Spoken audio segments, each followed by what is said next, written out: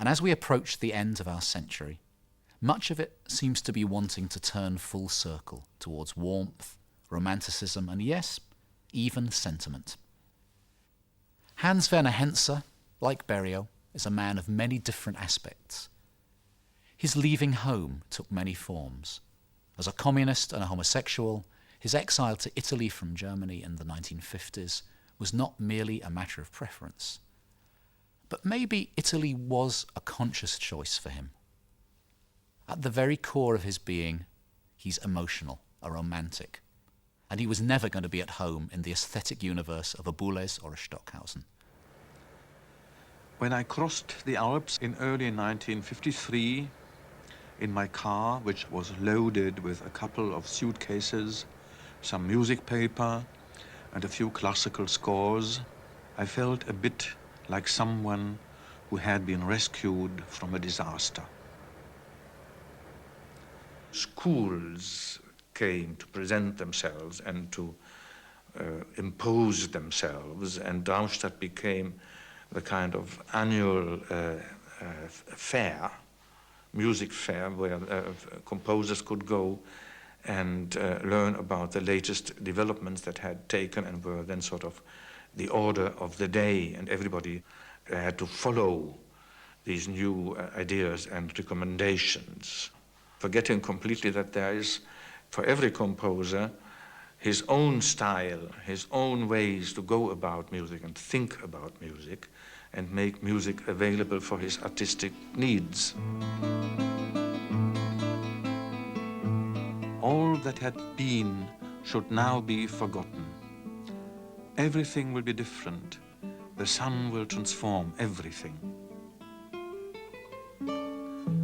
Crossing Tuscany, a broad and immense receptacle of grace and proportion, much silence, more forgetting, great expectations.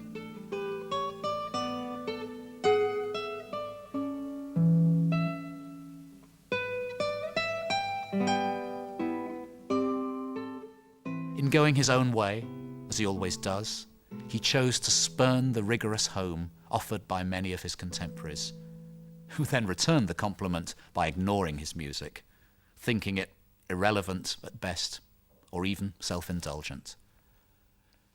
But now his music seems more and more important, particularly in its direct appeal to the senses.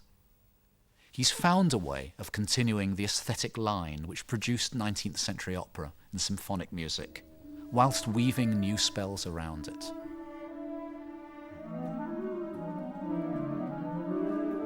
Henze is essentially a storyteller, and much of his music has some kind of literary inspiration.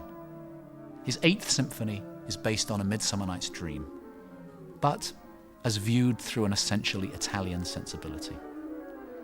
This is the Italy of the Decameron, of conviviality, and of warm, sultry nights.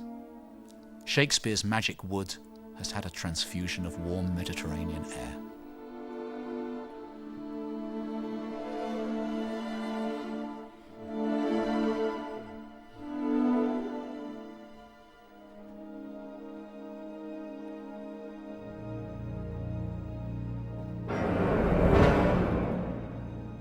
Hans is a wonderful writer for the orchestra.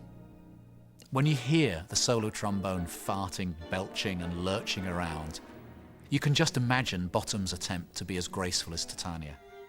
At the same time, the passionate, elegant string and woodwind writing give you a picture of the Queen herself. And what I find endlessly touching is the way that the music can join together these two very unlikely partners.